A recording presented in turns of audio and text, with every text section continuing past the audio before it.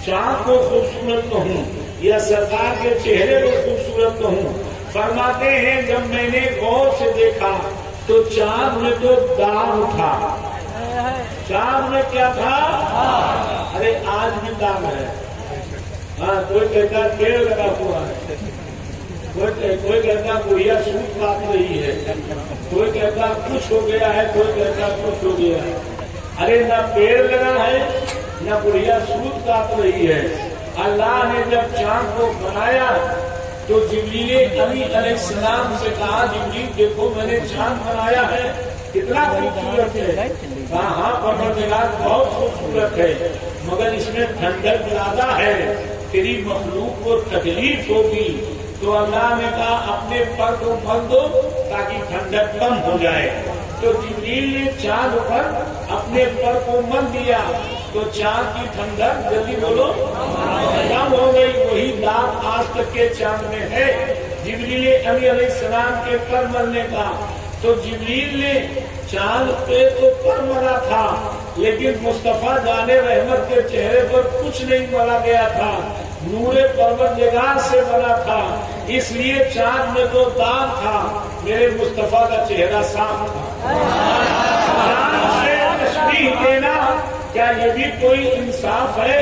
अरे चांद में तो दाग है मगर आका का चेहरा साफ है। समझ गया? तो यूं तो मेरे आका वैसे ही चमकते थे। हज़रत सिद्दीक़ अकबर तशरीफ लाते हैं। जानते हैं आप, जब किसी को मोहब्बत होती है किसी से, तो जब वो चलता है तस्बीह लेकर के तो कहता बड़े परहेजगार हैं, हर वक्त बेचारे तस्बीह भांजा करते हैं, हर वक्त इबादत में लगे रहते हैं, हर वक्त जुबान चला करती है, हर वक्त इबादत करते रहते हैं। और जब उसी आदमी से दुश्मनी हो जाए तो आदमी कहता देखो कैसे मक्कारी से तस्बीह लिए चला जा रहा है, कैसे सर झुकाया जा रहा है मक्कारी से। जब मोहब्बत थी तब वो इबादत और परहेजगारी नजर आती थी, और जब दुश्मनी हो गई तो मक्कारी नजर आने लगी। सैयदना सिद्दीक़ अकबर देश के तो सैयदना सिद्दीक़ अकबर रज़ियल्लाहु तआला अन्हु सरकार की बारगाह में आए। उससे पहले अबू जहल ने सरकार को देखा तो अबू जहल ने कहा है मोहम्मद तुम बहुत बदसूरत हो। कहिए मां बहुत बदसूरत हो, ये कहा था अबू जहल ने। सुन रहे कि नहीं सुन रहे? और सिद्दीक़ अकबर आए उसी के बाद। तो सिद्दीक़ अकबर फरमाते हैं ए मेरे आका आप बड़े खूबसूरत हैं, आपके जैसा खूबसूरत मैंने कायनात में नहीं देखा। अबू जहल ने कहा बदसूरत, मेरे आका ने कहा सच कहते हो। सिद्दीक़ अकबर ने कहा खूबसूरत, कहा तुम सच कहते हो। जिब्रील अमी आए, जिब्रील ने कहा आफा कहा गर्दीदाम खूबे बुता गर्दीदाम, लेकिन कुछ चीजें दी गई। ए मेरे आका मैंने जमीनों आसमान को देखा है, सातों तबक को देखा है, मैं फरिश्तों के बीच में रहता हूँ, लेकिन कसम है उस जात की कि जिसने मुझको बनाया है, परवरदिगार की कसम, आपके जैसा खूबसूरत मैंने कहीं नहीं देखा। आप कुछ और ही चीज नजर आते हो। सरकार से सहाबा ने पूछा हुजूर अबू जहल ने आपको कहा आप खूबसूरत हो, आपने कहा सही कह रहे हो। सिद्दीक़ ने कहा खूबसूरत हो, आपने कहा सही कह रहे हो। और जिब्रील ने कहा आपके जैसा देखा नहीं, आपने कहा सही बात है। ऐसा क्या मामला है? तो मेरे आका फरमाते हैं अल्लाह ने मुझे आईना बना के भेजा है। आईने में सामने वाला अपनी शक्ल देख लेता है। क्योंकि अबू जहल बेईमान है, अबू जहल काफिर है, अबू जहल बदसूरत है, अबू जहल अरब का गुंडा है, उससे खराब दुनिया में कोई नहीं है। तो जब उसने मुझे देखा तो अपना चेहरा देखा। और सिद्दीक़ अकबर जो है सदाकत के पैकर हैं, हुस्न के पैकर हैं, ईमान के मंबा हैं, ईमान के खजाना हैं। सिद्दीक़ ने देखा तो अपना चेहरा देख लिया। और जिब्रील जो है तमाम फरिश्तों में रसूल बनाए गए हैं اور سید الملائکہ ہیں، جبریل سے خوبصورت فرشتوں میں کوئی نہیں۔ جبریل نے اپنی شکل دیکھ لی ہے تو جبریل نے کہا حضور بڑے خوبصورت ہیں۔ معلوم یہ ہوا جس کے حسن کا چرچا پوری کائنات میں ہو ان کی اولادوں کا حال کیا ہوگا، ان کے بچوں کا حال کیا ہوگا۔ بات آ گئی ہے حسن کی، تھوڑی دیر سن لیجئے۔ میں یہ نہیں کہ میں وقت گزار رہا ہوں، بلکہ میں آپ یہ چاہتا ہوں آپ جائیے تو اپنے دل میں محبت رسول لے کر کے جائیے اور دل آپ کا محبت رسول سے جنگمنانے لگے، ہے نا؟ اور جب تمہارے کسی دل کے کونے میں یہ آئے کہ سرکار میری طرح شبہ ہو جائے، یا یہ ہو کہ پتہ نہیں یزید حق پر ہے یا حسین حق پر ہے، تو یہ سمجھ لیجئے کہ آپ کے اندر سے ایمان نکل رہا ہے اور بےایمانی آ رہی ہے۔ اور جب کسی دشمن اہل بیت سے اور دشمن رسول سے دوستی ہو جائے تو آپ یہ سمجھ لیجیے کہ دل خراب ہو رہا ہے، آپ یہ سمجھ لیجیے کہ دل خراب ہو رہا ہے، دل سڑنے والا ہے، دل بیکار ہونے والا ہے، سمجھنا۔ اس لیے جو ہے نہ کسی دشمن پیغمبر سے نہ کسی صلح کلی سے دوستی ہونی چاہیے اور نہ جناب علی دشمن اہل بیت سے دوستی ہونی چاہیے، نہ صدیق اکبر کے دشمنوں سے دوستی ہونی چاہیے۔ دوستی صرف مصطفیٰ جان رحمت، وفادار مصطفیٰ، وفادار اہل بیت، وفادار صحابہ سے ہونی چاہیے، کیونکہ صحبت کا اثر بہت زبردست ہوتا ہے اور صحبت جو ہے وہ آدمی کو خراب کر دیتی ہے۔ آپ مولانا روم فرماتے ہیں صحبت صالح ترا صالح کند، صحبت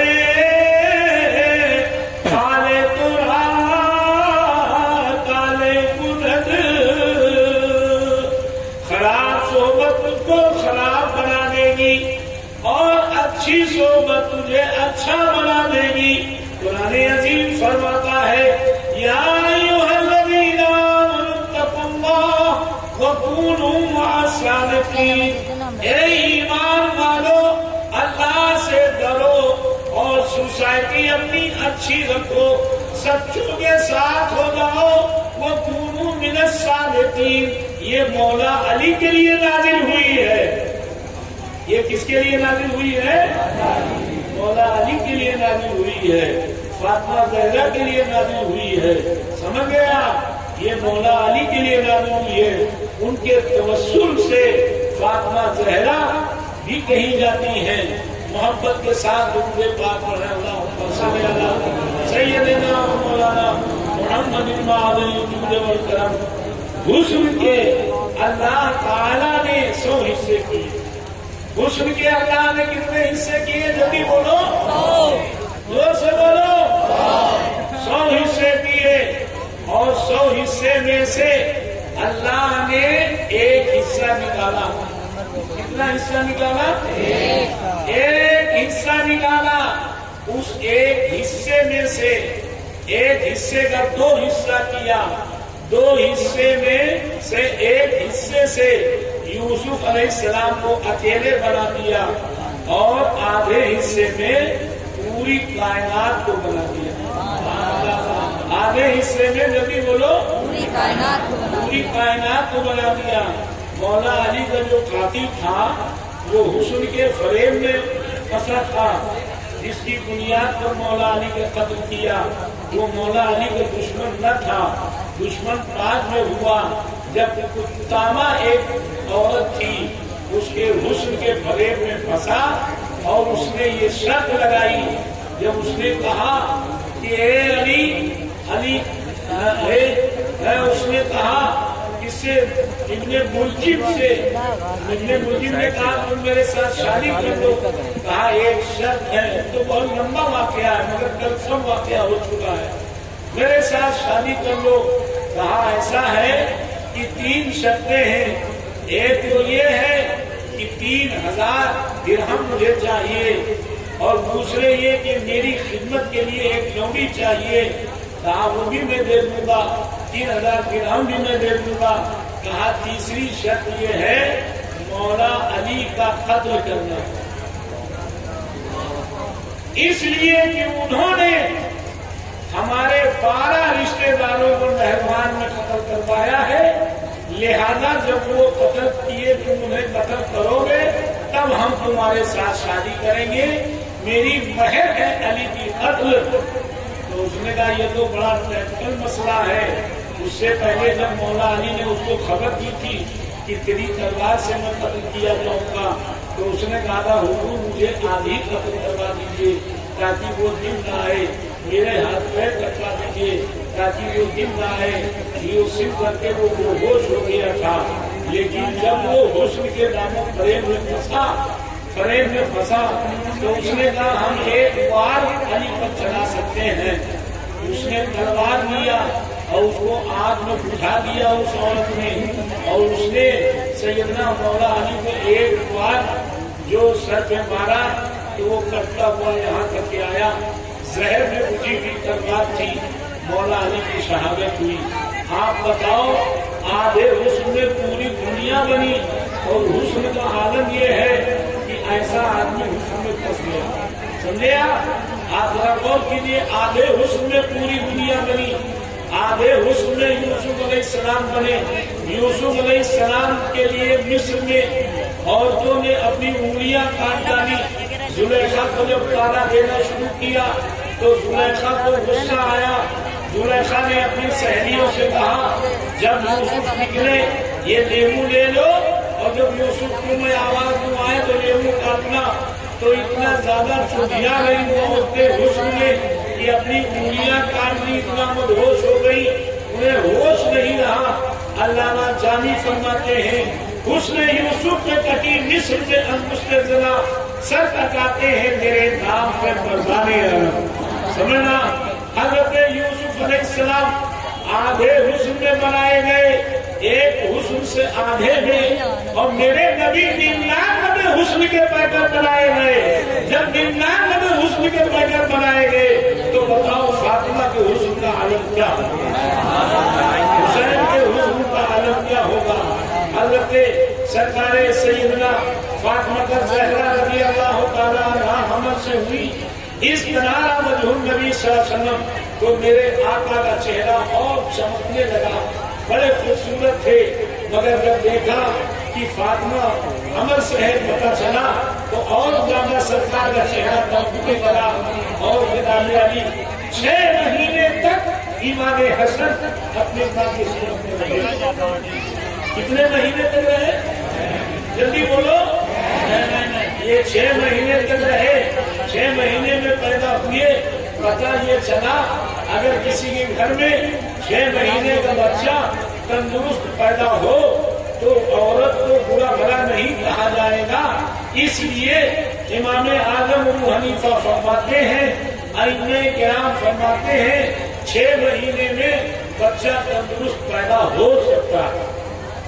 6 مہینے میں بچہ تندرست پیدا ہو سکتا ہے۔ سیدنا امام حسن رضی اللہ تعالیٰ عنہ 6 مہینے اپنے ماں کے پیٹ میں رہے اور 6 مہینے میں پیدا ہوئے، بالکل تندرست پیدا ہوئے۔ اور جب حضرت امام حسن رضی اللہ تعالیٰ عنہ پیدا ہوئے، فاطمہ زہرا رضی اللہ تعالیٰ عنہا فوراً نماز کے لیے کھڑی ہو گئی، فوراً نماز کے لیے کھڑی ہو گئی، نہلانے کے لیے سرکار کے گود میں دے دیے گئے۔ سرکار دو عالم صلی اللہ علیہ وسلم نے حضرت سیدنا امام حسن رضی اللہ تعالیٰ عنہ کو غسل دیا، اور ایک جگہ پر ہے کہ حضرت امام حسن غسل دے کر کے سرکار کے گود میں دے دیے گئے۔ بہرحال یوں کہیے کہ حضرت فاطمہ زہرا رضی اللہ تعالیٰ عنہا نماز پہ کھڑی ہو گئی۔ ایک عورت جو ہے بدحواسی کے عالم میں، تعجب کے عالم میں دوڑی ہوئی سرکار کے بارگاہ میں آئی، کہا سرکار غضب ہو گیا، کہا کیا ہوا، کہا دیکھیے حسن پیدا ہوئے اور فاطمہ نماز پہ کھڑی ہو گئی تو کہا اس میں تعجب کی کیا بات ہے؟ کہا ارے سرکار، بچہ پیدا ہونے کے بعد عورت نماز کہاں پڑھ سکتی ہے؟ عورت تو ناپاک ہو جاتی ہے، لہذا وہ نماز کہاں پڑھ سکتی ہے؟ اس کو نفاس کا عارضہ شروع ہو جاتا ہے، کم سے کم جو ہے کم کی کوئی حد نہیں ہے، فوری طور پہ ساری ناپاکی آئے پاک ہو جائے، اور زیادہ سے زیادہ 40 دن تک کے 40 دن کے بعد عورت آٹومیٹک پاک ہو جائے گی۔ اس 40 دن کے اندر نماز نہیں پڑھ سکتی، قرآن نہیں پڑھ سکتی، روزہ نہیں رکھ سکتی۔ سمجھ گئے آپ؟ حضرت سرکار دو عالم جواب دیتے ہیں، اے عورت، یہ فاطمہ جو ہے عام عورتوں کی طرح سے نہیں ہے، لیکن میری فاطمہ پاک بنائی گئی ہے، نہ میری فاطمہ کو حیض آتا ہے، نہ نفاس آتا ہے، نہ باقی میں میری فاطمہ کو چھوا ہی نہیں، بلکہ میری فاطمہ نور ہے اور نور سے ناپاکی کبھی نکلتی نہیں ہے۔ اے مسلمانوں، اتنا پڑھنے کے بعد میں یہ سمجھ میں نہیں آتا ہے، بچہ جو بنتا ہے ماں کے پیٹ میں وہ اسی ناپاک خون سے بنتا ہے۔ آدمی اپنی بناوٹ کی حقیقت کو سمجھ لے تو کبھی مغرور نہیں ہو سکتا۔ قطرے ناپاک سے اس کا استقرار ہوا اور ناپاک خون سے اس کا جسم بنا، پھر بھی انگراتا ہوا چلتا ہے کہ مجھ سے اچھا کوئی دنیا میں نہیں۔ آپ ذرا غور کیجئے، خالی اپنی حقیقت پہ غور کر لیجئے تو کبھی غرور نہیں آ سکتا۔ یہ تو اللہ کا کرم ہے کہ اس نے ہم کو ایسا بنا دیا۔ سمجھ گیا؟ سرکار دو عالم تاجدار انبیاء صلی اللہ علیہ وسلم کی شہزادی کو کبھی ناپاکی آئی نہیں، اور اسی ناپاک خون سے انسان کی بچہ بنتا ہے، تو جب خون وہ اندر تھا ہی نہیں تو حسن حسین بنے کیسے؟ ان کی تخلیق کیسے ہوئی؟ زینب کیسے بنی؟ کلثوم کیسے بنی؟ محسن کیسے بنے؟ حسن کیسے بنے؟ حسین کیسے بنے؟ تو دو لفظوں میں یہ ہے کہ میرے مصطفیٰ نور ہیں، فاطمہ نور ہیں، لہذا اسی نور سے حسن کی تخلیق ہوئی، اسی نور سے حسین کی تخلیق ہوئی، اسی نور سے محسن کی تخلیق ہوئی، اسی نور سے حضرت زینب کی تخلیق ہوئی، اسی نور سے اور لڑکیوں کی تخلیق ہوئی۔ جناب علی اب حضرت امام حسن رضی اللہ تعالیٰ عنہ پیدا ہوئے۔ سرکار دو عالم صلی اللہ علیہ وسلم نے چھہارا چبا کر کے اور امام حسن کے حلق میں ٹپکایا اور تہنیت کیا اور کہا، اے علی کیا نام رکھا ہے ان کا؟ حضرت مولا علی نے کہا، میں نے حرم نام رکھا ہے۔ میرے آقا آپ کی موجودگی میں میری مجال کیا ہے کہ میں کنفرم کوئی نام رکھوں؟ نام سرکار آپ رکھ دیجئے۔ تو میرے آقا فرماتے ہیں، لا حرم بل حسن، حرم نہیں بلکہ حسن نام رکھو۔ تو حسن نام رکھا، یہ جنتی نام ہے، یہ ہارون علیہ السلام کے بیٹے کا نام ہے، شبیر و شبر، جس کا ترجمہ حسن اور حسین ہے۔ حضرت سرکار دو عالم صلی اللہ تعالی علیہ وسلم نے حسن نام رکھا۔ حسن صفت مشبہ ہے، اس کا حسن، ان کے کمالات، ان کی خوبیاں کبھی ختم ہو ہی نہیں سکتی ہیں۔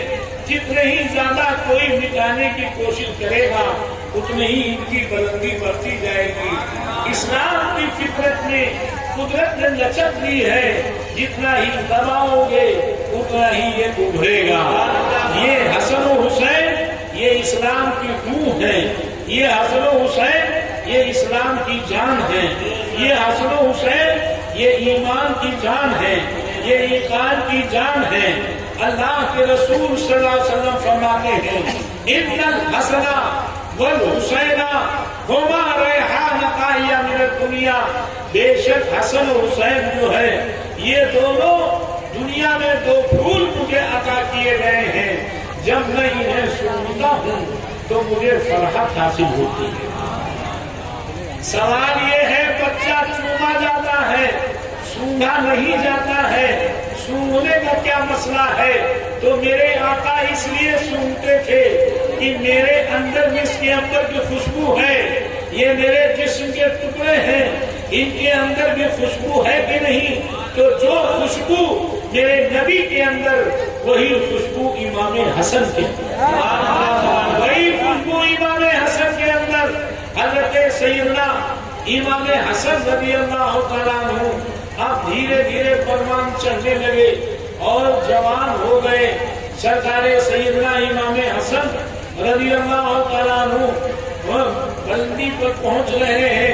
आप जरा गौर कीजिए, सारे इल्मो फन से, फन्ने सिपहगरी से, सारे मामलात से इमाम हसन वाकिफ हो गए।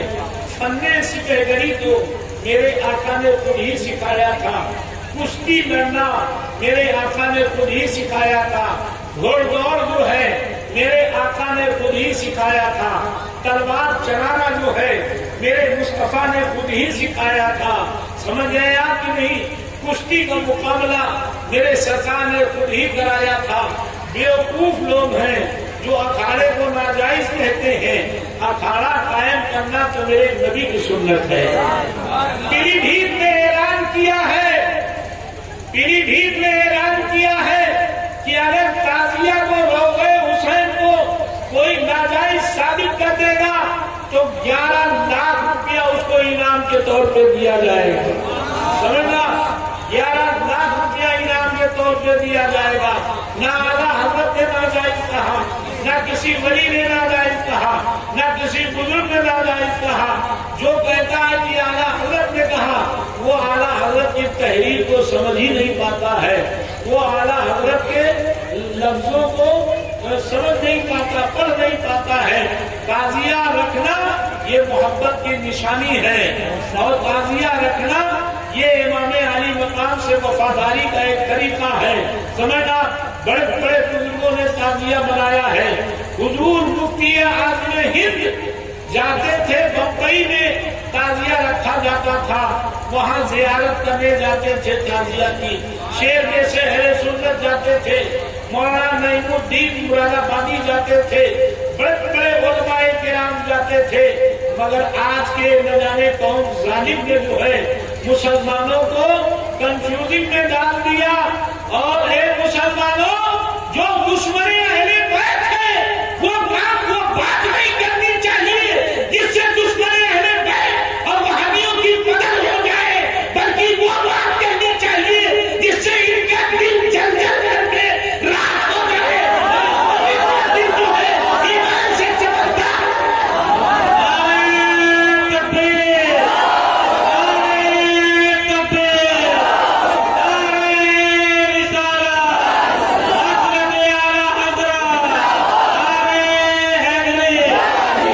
मस्तूरात नगर से बहुत ज्यादा आवाजें आ रही हैं। मस्तूरात नगर से बराए तरफ खामोशी अख्तियार करें। गौर से सुनिए, जवानी जो पहुंचने वाले हैं सैयदना इमाम अली मकाम रज़ी अल्लाह अन्हु, आलिमुल्लाहों ने जनाब अली सारी चीजें रोक करके और सब मुसलमानों के हाथ से छिनवा दिया, अगाथा छिनवा दिया, सारे मामलात छिनवा दिए। इन जालिमों से कह दो कब तक तुम इस्लाम पर जुल्म करते रहोगे? अरे मदीने में जन्नतुल बकी में तो जुल्म किया और यहाँ भी जुल्म कर रहे हो। यही तो इनकी शक्लें और इनके धर्म की पहचान करवा रही है। समझ गया? अल्लाह का शुक्र है जो इनके दिल में होता है वो कहीं न कहीं निकल ही आता है। समझ गया? जरा दूसरे पाक सैयदना मौलाना मोहम्मद हजरत इमाम हसन रज़ी अल्लाह तआला अन्हु सरकारे दो आलम सल्लल्लाहु अलैहि वसल्लम के बड़े नवासे हैं। जनाब अली सर से लेकर के और नाक तक के बिल्कुल सरकार की तरह, सर से लेकर के और नाक तक के बिल्कुल सरकारे दो आलम सल्लल्लाहु की तरह। और इमाम हुसैन नाक से लेकर के कदम तक के बिल्कुल सरकार की तरह, बिल्कुल सरकार की तरह। सरकार के 3 बेटे हैं, حضرت قاسم، حضرت عبداللہ اور حضرت ابراہیم، سمجھے آپ؟ لیکن ان تینوں میں سے کسی کے متعلق یہ روایت نہیں ہے کہ بالکل سرکار کی طرح، لیکن ان کے متعلق یہ روایت ہے کہ بالکل سرکار کی طرح۔ آخر ایسا کیوں؟ سرکار ہی سے پوچھ لو، اے میرے آقا یہ بڑے والے سر سے لے کے ناک تک کے آپ کی طرح، اور یہ چھوٹے والے ناک سے لے کے پیر تک کے آپ کی طرح، سرکار ایسا کیوں ہے؟ تو سرکار جواب دے رہے ہیں۔ سرکار جواب دیں گے روحانی طور پہ، کیا جواب دیں گے؟ آفتاب نکلا ہوا ہے، سنیں گے نہیں سنیں؟ آفتاب نکلا ہوا ہے، 12 بجے دن میں اگر سورج غائب ہو جائے تو جو دل کے کمزور ہوئے ان کو ہارٹ اٹیک ہو جائے۔ آپ کا کیا خیال ہے؟ بولو۔ 12 بجے دن میں اگر سورج غائب ہو جائے اور 12 بجے دن میں ہاتھ نہ دکھائی پڑے، کوئی آدمی نہ دکھائی پڑے، تو آدمی کیا سوچے گا؟ معلوم ہوتا ہے قیامت آ گئی ہے، آسمان ٹوٹ کے گرنے والا ہے، دل کا کمزور آدمی بے ہوش ہو جائے گا۔ سمجھ گئے آپ کہ نہیں؟ اللہ نے دیکھا، قدرت نے دیکھا کہ میرے محبوب سے محبت بہت کرتے ہیں لوگ، اور اتنا محبت کرتے ہیں رات رات بھر بیٹھے رہتے ہیں، اتنا محبت کرتے ہیں سرکار کے بغیر بے چین ہو جاتے ہیں۔ اللہ کے محبوب صلی اللہ علیہ وسلم ایک مرتبہ جو ہے غائب ہو گئے، لوگوں نے بہت ڈھونڈا، نہیں ملے، اور ڈھونڈتے ڈھونڈتے چاروں طرف سے جب نہیں ملے تو سرکار سیدنا ابو ہریرہ رضی اللہ تعالیٰ عنہ ایک باغ گھرا ہوا تھا، اس جناب علی پانی نکلنے کے سوراخ سے اور سکڑ کر کے اندر داخل ہو گئے۔ سرکار نے دیکھا، کہا ابو ہریرہ آ گئے؟ کہا جی حضور میں آ گیا۔ کہا کیسے آ گئے؟ کہا لومڑی کی طرح سے میں دبلا بن گیا اور میں گھس کے اندر سے اس سوراخ سے گھس کے آپ کی طرف آ گیا، اور حضور میں بے چین تھا کہ کیسے میں سرکار کو دیکھوں۔ اللہ کے محبوب صلی اللہ علیہ وسلم بنو نجار کے باغ میں بیٹھے ہوئے تھے، اور یہ پہنچے، کہا حضور سب بے چین ہیں آپ کے خاطر، سب سرکار پریشان ہے آپ کی تلاش میں، اور میں نے خوشبو سے آپ کو تلاش کر لیا۔ کس سے تلاش کر لیا؟ ارے زور سے بولو۔ خوشبو سے۔ خوشبو سے۔ آج تو بدبو بھی بدل میں اتنی نہیں ہے کہ بدبو بھی سے سمجھنا، خوشبو سے تلاش کر لیا۔ میرے اعلیٰ حضرت فرماتے ہیں، ان کی مہک نے دل کے گنچے کھلا دیے ہیں، جس راہ چل گئے ہیں کوچے بسا دیے ہیں، جس راہ چل گئے ہیں کوچے بسا دیے ہیں۔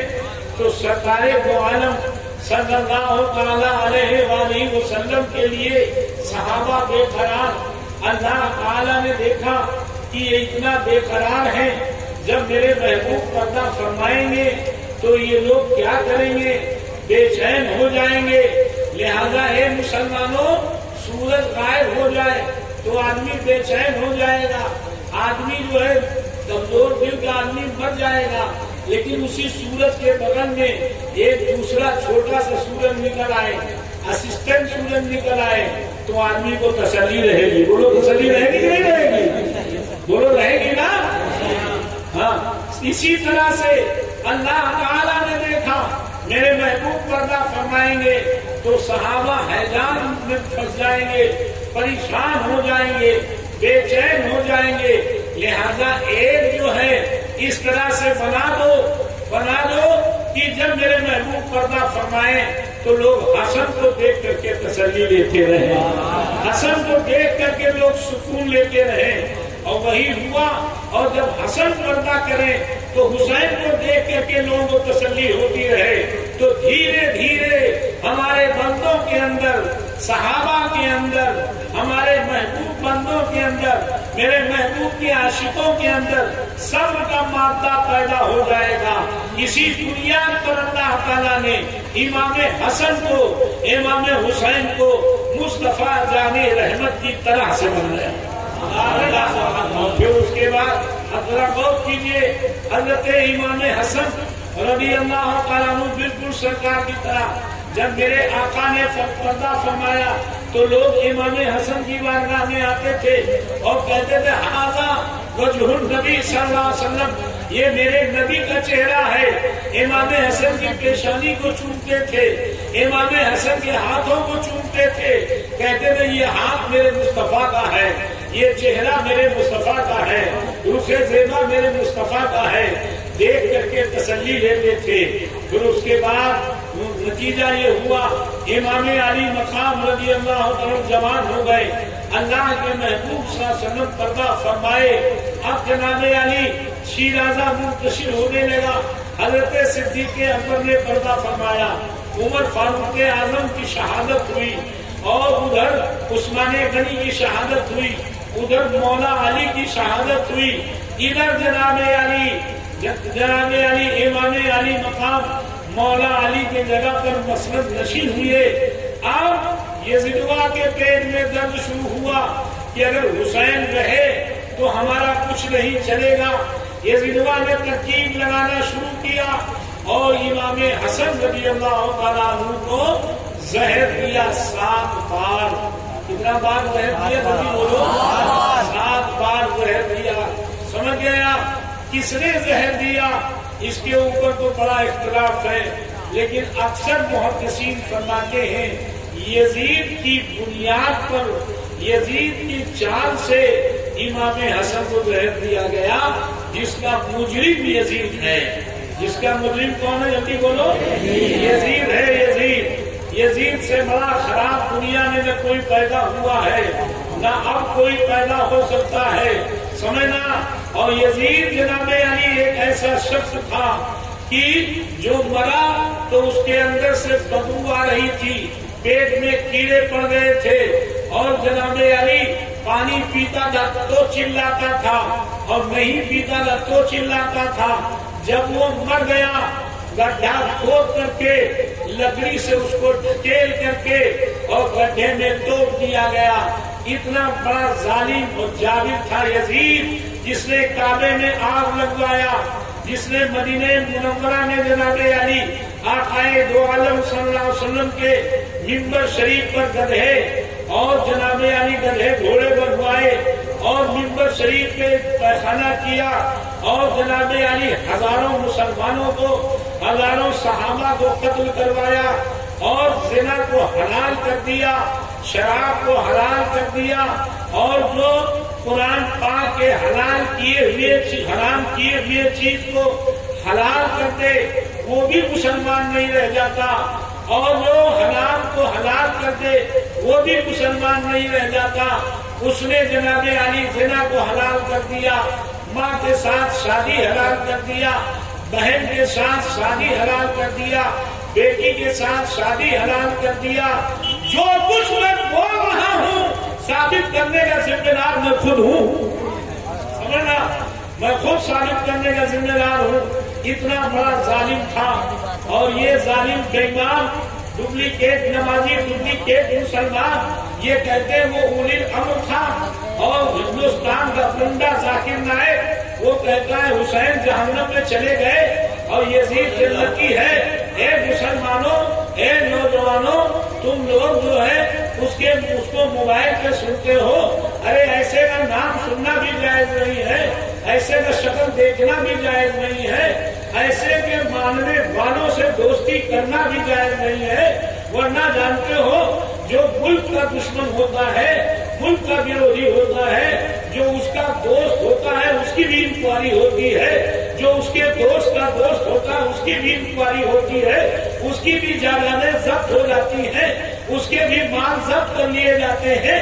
یہ ملک کے دشمن کا عالم یہ ہے، اور جو مصطفیٰ کا دشمن ہوگا اور جو مصطفیٰ کی اولاد کا دشمن ہوگا اس کا سب کچھ قیامت میں ضبط ہو جائے گا اور جہنم کے سوا کچھ نظر نہیں آئے گا۔ سمجھے آپ؟ جناب علی یزید نے جو ہے حضرت امام حسن کو زہر دلایا، پہلی بار شہد میں زہر دیا، پیٹ میں درد شروع ہوا۔ امام علی مقام امام حسن سرکار دو عالم صلی اللہ علیہ وسلم کے روضہ منور پہ پہنچے اور کہا اے نانا جان، دیکھیے آپ کی محمد نے میرے ساتھ کیا کیا ہے، نانا جان دیکھیے کیا کیا ہے۔ نانا جان نے کرم فرمایا اور پیٹ کا درد ختم ہو گیا، زہر کا اثر ختم ہو گیا، گھر واپس آ گئے۔ پھر اس کے بعد چھہارے میں زہر دیا، کھجور کے ساتھ زہر دیا، پھر پیٹ میں درد ہوا، پھر نانا کی بارگاہ میں گئے، پھر طبیعت ٹھیک ہو گئی، پھر زہر دیا، پھر نانا کی بارگاہ میں گئے، پھر طبیعت ٹھیک ہو گئی۔ اے مسلمانوں، مسلمان کہلانے والی ایک جماعت ہے جو بزرگوں کے ہاں جانے کے قائل نہیں ہے، جو ولیوں کے ہاں جانے کے قائل نہیں ہے، جو دیکھنے تو مسلمان ہے اندر سے نہ جانے کیا ہے۔ سمجھنا، اگر جائز نہ ہوتا تو امام حسین نانا کے قبر پہ نہ جاتے، اگر مدد لینا جائز نہ ہوتا تو امام حسین نانا سے مدد نہ لیتے، اگر یہ کہنا جائز نہ ہوتا کہ مجھے ٹھیک کر دو تو امام حسن ہوئے نانا سے نہ کہتے کہ آپ کی امت نے میرے ساتھ کیا کیا ہے۔ پتہ یہ چلا کہ وہ نانا کے مزار پہ جاتے تھے، ہم یہاں بزرگوں کے مزار پہ جاتے ہیں، کالپی میں جاتے ہیں، ان کے لیے وہاں جانا جائز تھا، میرے لیے یہاں جانا حسن کی سنت ہے۔ اس کی سنت ہے، جلدی بولو، امام حسن کی سنت ہے۔ حضرت امام حسن گئے اور ٹھیک ہو گئے، پھر گئے، پھر ٹھیک ہو گئے، پھر گئے، پھر ٹھیک ہو گئے۔ 7ویں بار کیا کیا کہ جناب علی ہیرے کی کڑی پیس کر کے اور سراہی میں ڈال دیا، سراہی میں ڈال دیا ہیرے کی کڑی پیس کر کے، اور پھر اس کے بعد جناب علی رک جائیے، ذہن میں ایک بات آئی، وہ صاف کر دوں۔ سمجھنا، امام حسن کے جو دشمن ہیں، اہل بیت کے جو دشمن ہیں، جن کو خارجی کہا جاتا ہے، کیا کہا جاتا ہے؟ جلدی بولو، وہ کہاں پائے جاتے ہیں پتا ہے؟ ارے خارجی کی آبادی کہاں ہے پتا ہے؟ نہیں پتا ہے؟ لکھنؤ میں زیادہ ہے، لکھنؤ میں زیادہ ہے، لکھنؤ میں زور سے بولو۔ ان کی پہچان کیا ہے؟ میلاد ان کے یہاں جائز نہیں ہے، ربیع الاول کا جلوس جائز نہیں ہے، صحابہ کا جلوس جائز ہے۔ کن کا جلوس جائز ہے؟ مدح صحابہ کا جلوس جائز ہے۔ ہمارے یہاں ربیع الاول شریف کا جلوس نکلتا ہے، جس کی بنیاد میں نے رکھی ہے، جلوس رحمت للعالمین، کئی لاکھ کا مجمع ہوتا ہے۔ ایک مرتبہ مدح صحابہ والے آئے، سمجھنا، کھڑے ہوئے پڑھنے، میں نے کہاں سے آئے آپ لوگ؟ پہلے ہم لوگ آئے ہیں سرکار کی بارگاہ میں شرکت کرنے کے لیے۔ ہم نے آئے کہاں سے تو بتاؤ پہلے۔ کہنے کہ ہم لوگ لکھنؤ سے آئے، ہمیں کس نے بلایا ہے؟ تو نام بتایا نہیں۔ ہم نے کہا چلے جاؤ ورنہ اتنا معروبہ صورت بگاڑ دوں گا۔ یہاں مدح صحابہ والے نہیں آتے، یہاں میلاد والے آتے ہیں، مدح اہل بیت والے آتے ہیں، جو مدح اہل بیت کرتے ہیں وہ آتے ہیں، جو مدح اہل بیت کے ساتھ مدح صحابہ کرتے ہیں وہ آتے ہیں۔ سمجھنا، تو خارجی جو ہیں وہ لکھنؤ میں ہیں، ان کی اولادیں کچھ ارئی میں بھی ہوں گی۔ اولاد کی دو قسمیں ہوتی ہیں، ایک روحانی اولاد، ایک جسمانی اولاد۔ ہم اپنے استاذ کی اولاد ہیں، ہم اپنے پیر کی روحانی اولاد ہیں۔ اسی طرح سے جو پیدا ہوتا ہے وہ جسمانی اولاد ہوتا ہے، اور جو طریقے کار پر عمل کرتا ہے وہ روحانی اولاد ہوتا ہے۔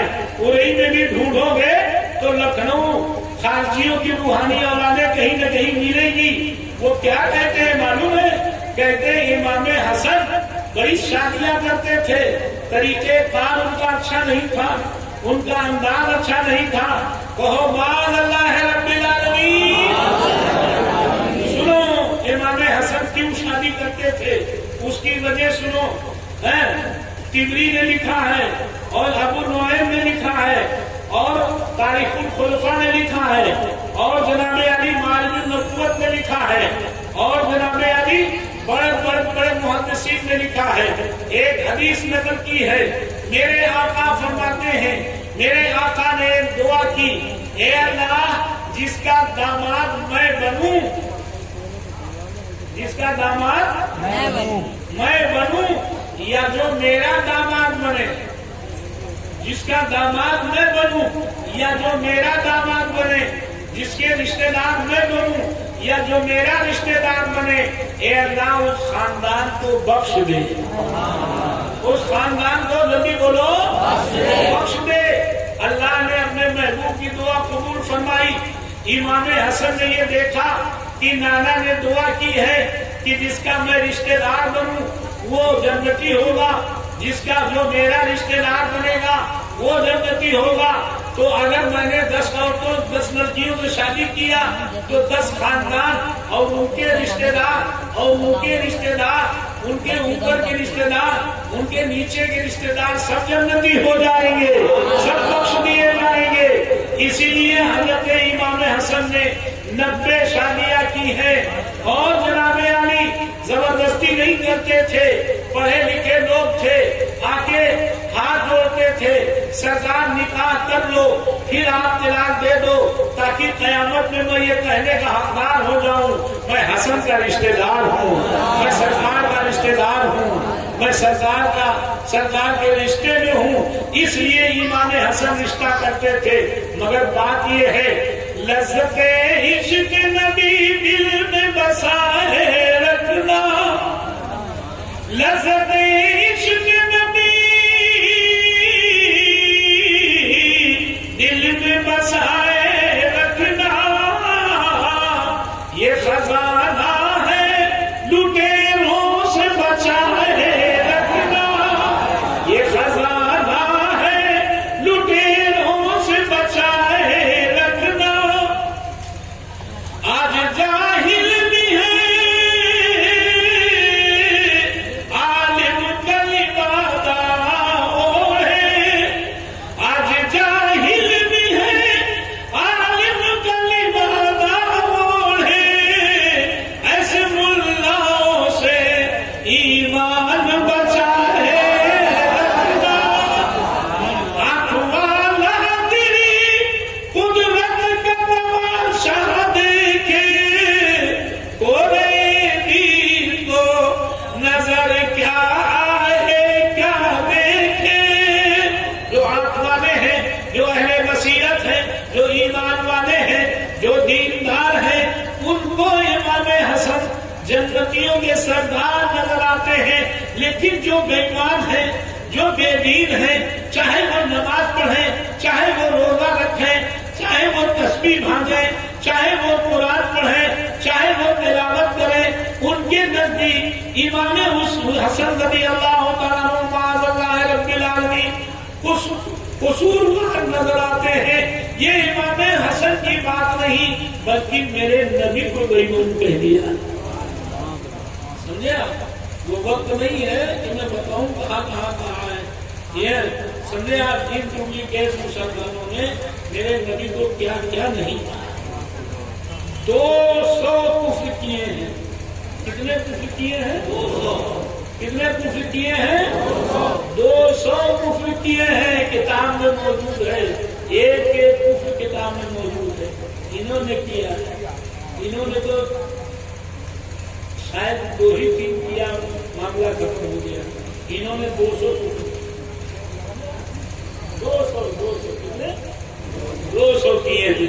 جی لگا کے ان کے پاس پڑھیے اللہم صلی علی سیدنا مولانا محمد صلی اللہ علیہ وسلم۔ ایک کرے وہ بھی کافر، 200 کرے وہ بھی بےمان، وہ بھی کافر۔ سمجھا؟ امام حسن رضی اللہ تعالیٰ عنہ ہیرے کی کھنی پیس کر کے اور ڈال دیا گیا سراہی میں، رات میں اٹھے تہجد میں، تہجد کی نماز پڑھی۔ امام حسن سلطان الاذکار کے ماہر تھے۔ کس کے ماہر تھے؟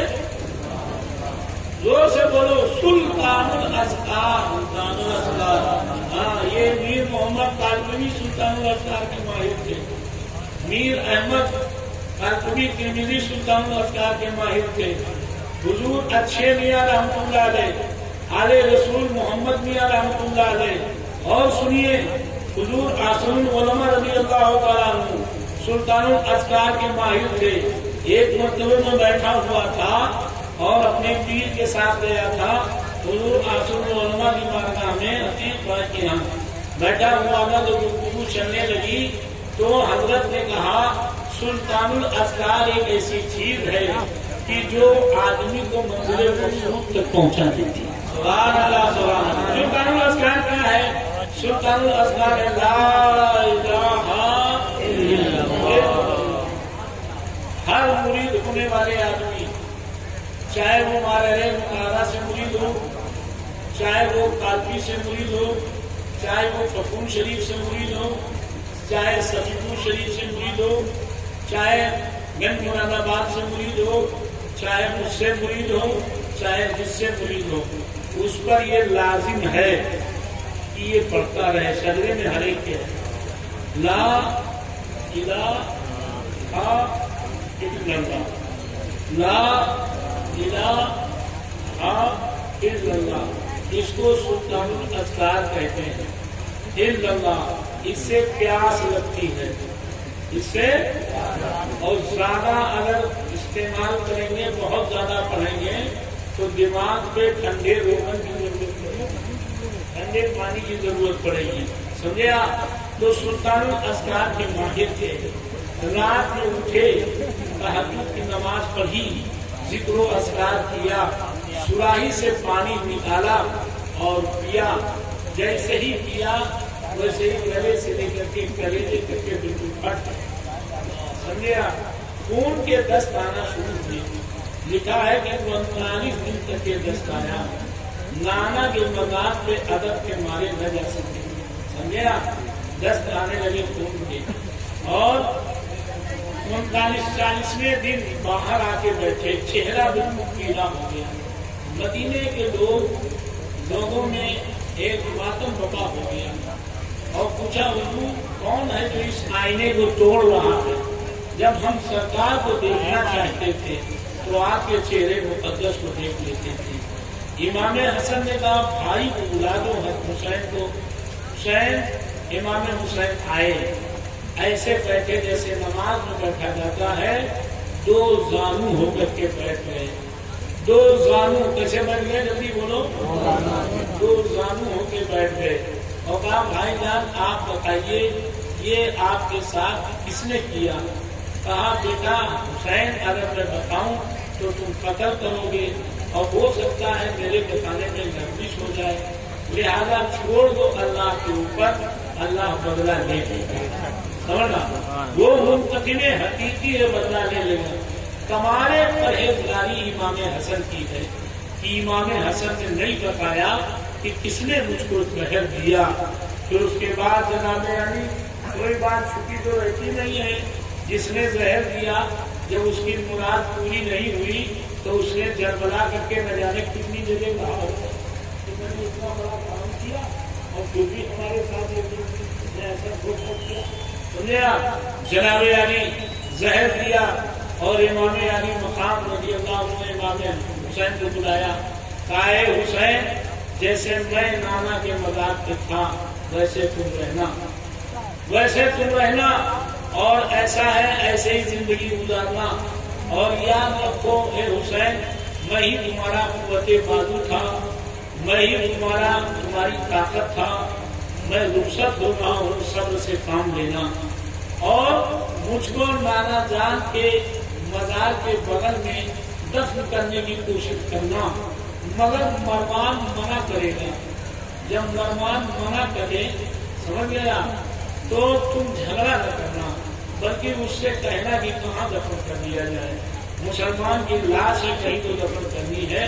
تو جب وہ کہے تو نانا جان تم اماں کے بغل میں دفن کر دینا جنت البقیع میں. سنیں گے؟ سنیں. مروان کون ہے؟ سب سے پہلے مزار پہ جانے سے اگر روکا ہے تو مروان نے روکا. سب سے پہلے جس نے روکا ہے مزار پہ جانے سے، کس نے روکا ہے؟ مروان نے. سب سے پہلے مزار پر سر رکھنے کو، چہرہ رکھنے کو شرک کہا ہے تو مروان نے کہا. سمجھے آپ؟ سرکار اعلیٰ حضرت فرماتے ہیں کہ ایک شخص سنا نہیں آ رہی ہے. فرماتے ہیں اعلیٰ حضرت کی ایک شخص सरकार दो आलम सल्लल्लाहु के मज़ार मुबारक पर अपने चेहरे को मल रहा था। तो जब चेहरा मलेगा तो सर पीछे हो जाएगा कि आगे रहेगा? जल्दी बोलो यार। अरे जब चेहरा मलेगा तो सर को उतार के रख देगा है? कैसे मलेगा? जब चेहरा मलेगा कमर के ऊपर या किसी के चौखट पर, ये मलेगा, ये मलेगा, ये मलेगा, तो सर भी तो साथी में रहेगा कि अलग हो जाएगा? बोलो जल्दी से। गुरु मुफ्ती आलम फरमाते हैं आला हज़रत फरमाते हैं, सर सुवेरा झुका फिर तुझको क्या, दिल था साजिद नजरिया फिर तुझको क्या, बेखुदी में सज गए दरिया तवा,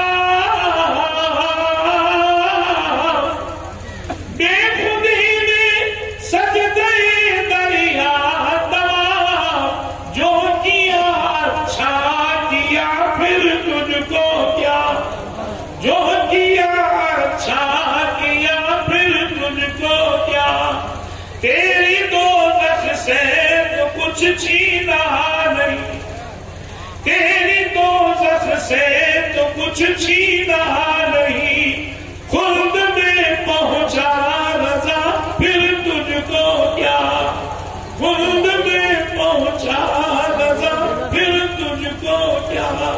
और हुज़ूर मुफ्ती आलम फरमाते हैं कि मैंने नजराने के तौर पे अपना सर कदमों की पेश किया तो बेखुदी में सब नए दरिया तबाह क्या है, संगे दरे जाना है करता हूँ जबी साई, नजसंदा न समझ नजदी सर देता हूँ नजराना। समझना? तो जनाबे अली अपने सर को मल रहे थे, अपने चेहरे को हुजूर के रोज़े पे मल रहे थे। ये मरवान गिरगिट का बच्चा पहुंचा और इसने जनाबे अली गर्दन पे यूं हाथ रखा, कहे कौन है जो शिरक कर रहा है? उन्होंने यूं नजर उठाई, सुर्ख आंखों से देखा, कौन थे मालूम है? कौन थे मालूम है? हजरत अबू अय्यूब अंसारी थे। कौन थे? हजरत अबू अय्यूब अंसारी। जमात के लोगों, अगर अपने जद्दे आला के वफादार हो, छोड़ दो लामियों को।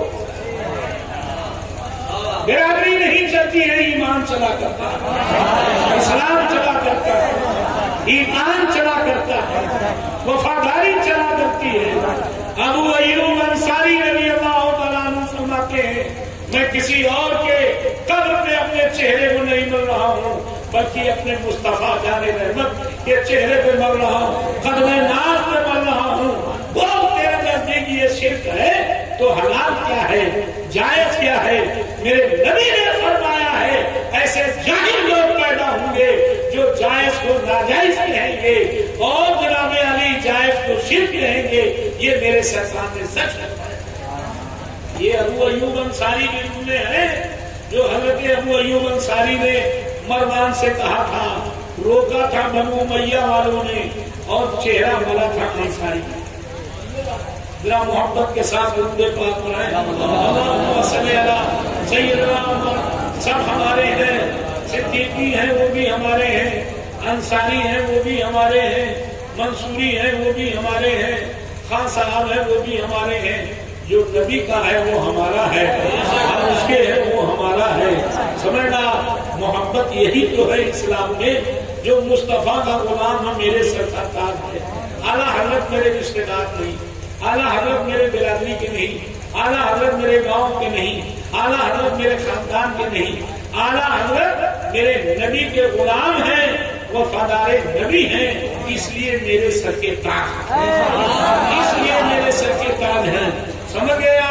वफादारी की बुनियाद पर मारहरा वालों ने आला हजरत को आला हजरत बना दिया है। हजरत वारिस पाक ने आला हजरत को आला हजरत बना दिया। समझे आप? मारहरा मुक़द्दसा के लोगों ने ये बना दिया कि जो आला हजरत का है वही हमारा। मोहब्बत के साथ उनके पाक पढ़े। हजरत सैयदना इमाम हसन रज़ी अल्लाह तआला अन्हु نے حضرت امام حسین کو وصیت کی اور وصیت کرنے کے بعد تھوڑی دیر کے بعد روح قبض منصری سے پرواز کر دی. انا للہ و انا الیہ راجعون. ہاں یہاں سے لے کر کے سر سے لے کے ناک تک سرکار کی طرح امام حسن، اس لیے تاکہ زہر منہ سے جائے گا تو شہادت سری کی بھی مالک کرتا سمجھنا. پھر اس کے بعد جناب علی آگے بڑھیے. اب امام حسن حسین رضی اللہ عنہ نے سب کو بلایا اور سرکار کے مزار کے بغل میں قبر کھودنا تیار کرنا چاہا. مروان آیا، مروان نے کہا کیا کر رہے ہو حسین؟ کہا بھائی کا انتقال ہو گیا ہے، بھائی شہید ہو گئے ہیں، شہادت سری کے مالک ہو گئے ہیں، بھائی کے لیے قبر تیار کر رہا ہوں. تو وہ ظالم کہتا کیا ہے، تمہارا بھائی اور حضور کے بغل میں رہنے کے لائق؟ جو اتنا کہا تو امام حسین بڑے تیز جلال میں آئے. پہلے ظالم، اگر میرا بھائی جو زندگی بھر میرے نانا کے سینے پہ کھیلتا رہا، کندھے پہ کھیلتا رہا، زبان سرکار چساتے رہے، ہونٹ چوستے رہے، کندھے پہ بیٹھاتے رہے، اور جن کو کہا جنت کا سردار ہے، اگر وہ نہیں رہے گا نبی کے بغل میں تو تیرا باپ رہے گا، باپ رہے گا. اتنا کہنا تھا کہ امام حسن عالم مثال میں آگے کھڑے ہو گئے. میں نے تم سے کہا تھا کہ لڑائی نہ کرنا، کچھ کہنا نہیں ہے تم، مگر تم مانے نہیں. ہمیں ماں کے بغل میں دفن کر دو. امام حسن رضی اللہ عنہ جنت البقیع میں دفن کر دیے گئے. توجہ ہے کہ نہیں؟ جنت البقیع میں دفن کر دیے گئے. بےایمانوں نے یہ سوال کرنا شروع کیا جب رسول اللہ صلی اللہ علیہ وسلم نے صدیق اکبر کو بلا کر کے دفن کروایا. کس کو بلا کے دفن کروایا؟ صدیق اکبر کو بلا کے دفن کروایا. تو حسن کو اتنا چاہتے تھے، حسن کو بلا کے پہلے دفن کروا دیا. اگر حضور آواز دے دیتے حسن کو میرے بغل میں دفن کر دو تو مروان کی کیا حیثیت تھی جو مروان روک سکتا تھا؟ تلواریں نکل آتی، حسن نہیں دفن کیے جاتے. ارے راز کی بات کوئی کیا جانے. جب حضرت امام حسن رضی اللہ عنہ فرمائے فاطمہ زہرا مصطفیٰ کی بارگاہ میں آئی. سبحان اللہ. فاطمہ زہرا مصطفیٰ کی بارگاہ میں آئی. کہا اے ابو جان، آپ کے بغل میں صدیق اکبر ہے، آپ کے بغل میں عمر فاروق اعظم ہے، میرا ایک بیٹا ہے وہ رہے گا کربلا میں، ایک بڑے بیٹے کو میرے بغل میں دفن کروا دیجیے تاکہ میں تسلی لیتی رہوں. میرے مصطفیٰ جان رحمت نے فاطمہ جان رحمت کے فاطمہ زہرا رضی اللہ تعالیٰ عنہ کے درخواست کو قبول فرمایا اور امام حسن کو جنت البقیع میں بھیج دیا کہ جاؤ اپنی ماں کے پاس رہو. آج امام حسن جنت البقیع میں فاطمہ زہرا کے بغل میں ہے. امام حسن کے قبر کو وہابیوں نے کھود کر کے بھیج دیا. وہابیوں نے قبر توڑ ڈالی، توڑ ڈالا. سمجھ گیا؟ آپ ذرا غور کیجئے دشمنی کی انتہا کیا ہے. آج لوگ یہ کہتے ہیں کسی کچھ نہ کہو، کسی کچھ نہ کہو اور نہ کہو. ارے کہا نہیں جائے گا تو پہچانے گا آدمی کیسے؟ اگر یہ کہا جائے سمجھے کہ 2 کان والے جانور حرام، 2 آنکھ والے جانور حرام، 2 4 پیر والے جانور حرام ہیں، اور جس کے سامنے ناک ہو اور سامنے منہ ہو حرام، تو آدمی سوچے گا بکرا بھی حرام ہے، آدمی سوچے گا بھیڑ بھی حرام ہے، آدمی سوچے گا جناب علی پڑوا بھی حرام ہے. ارے کہنا پڑے گا کتا حرام، کہنا پڑے گا سور حرام، تب پتا چلے گا. اسی طرح سے کہنا پڑے گا کہ وہابیوں نے ظلم کیا ہے، تب پتا چلے گا، تب پتا چلے گا. ورنہ آدمی کہے گا اتنا بڑا نمازی ایسا کیسے ہو سکتا ہے، اتنا بڑا حاجی ایسا کیسے ہو سکتا ہے. یہ بتانا پڑے گا. یہ فرضی ہے، فرضی. سمجھا؟ دل آئینہ ہوتا تو جناب علی میلاد کرتا، دل آئینہ ہوتا تو یا رسول اللہ کے نعرے لگاتا، دل آئینہ ہوتا تو تعزیہ بناتا، تعزیہ اٹھاتا، دل آئینہ ہوتا تو شربت پلاتا اور شربت پلاتا، شربت پیتا، دل آئینہ ہوتا تو کھچڑا بناتا، حرام نہ کہتا. تو یہ بتانا پڑے گا یہ کون سی جماعت ہے جو مخالفت کر رہی ہے، تب ہماری دوری ہماری قوم پہچان پائے گی. کیا خیال ہے آپ لوگوں کا؟ نہیں بتایا جائے گا تو پہچان میں آئے گا. جلدی بولو، جلدی بولو. نہیں پہچان میں آئے گا تو بتانا چاہیے کہ نہیں بتانا چاہیے؟ بہت ضروری ہے. ہے بتانا الحق مرن، حق بات کڑوی ہوتی ہے، لیکن يدخل الجنہ، لیکن حق بات جنت میں داخل کر دیتی ہے۔ وآخر دعوانا الحمدللہ رب العالمین۔ السلام علیکم۔ حضرات گرامی، کل پیغام شہید اعظم کی 5ویں محفل کے مقرر خصوصی میں آل رسول اولاد غوث اعظم محبوب المشائخ پیر طریقت حضرت علامہ مولانا سید عبد القدیر صاحب قبلہ دامت برکاتہ قدسیہ جہاں سے تشریف لائے گے۔ صلی اللہ علیہ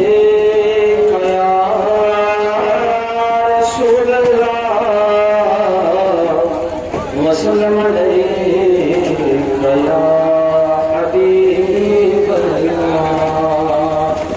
پیاسے شہید کربلا، پیاسے شہید کربلا، تم پہ درود اور سلام، شیر علی شیر خدا، شیر علی شیر خدا، تم پہ درود اور سلام، نام رسول جب لیا یاد حسین آ گئی، نام رسول جب لیا یاد حسین آ گئی، تم ہو نواز مصطفیٰ، تم ہو نواز مصطفیٰ، تم پہ درود اور سلام، پیاسے شہید کربلا، تم پہ درود اور سلام، شیر خدا کے لال ہو، بے شک ہی بے مثال ہو، شیر خدا کے لال ہو، بے شک ہی بے مثال ہو، تم سا کہاں ہے دوسرا، تم سا کہاں ہے دوسرا، تم پہ درود اور سلام، پیاسے شہید کربلا، تم پہ درود اور سلام۔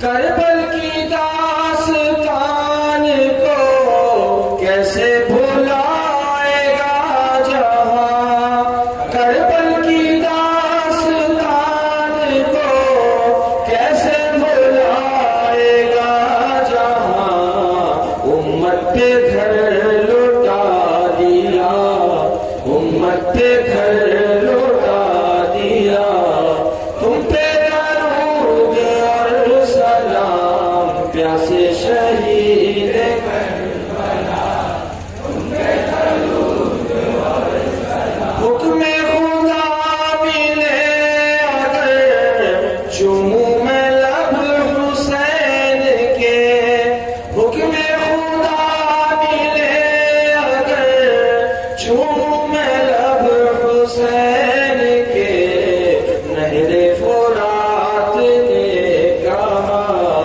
نہر فرات نے کہا، تم پہ درود اور سلام، پیاسے شہید کربلا،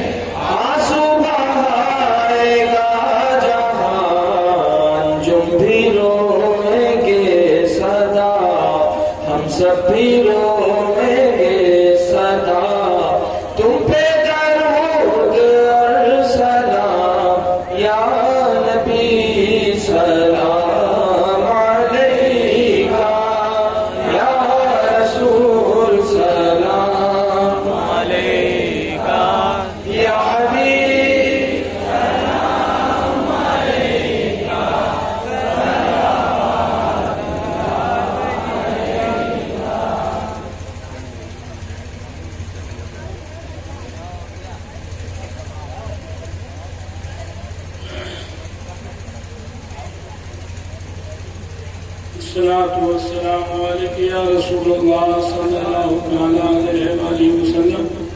اول آخر درود شریف 3 مرتبہ قل اللہ شریف پڑھنے کے لیے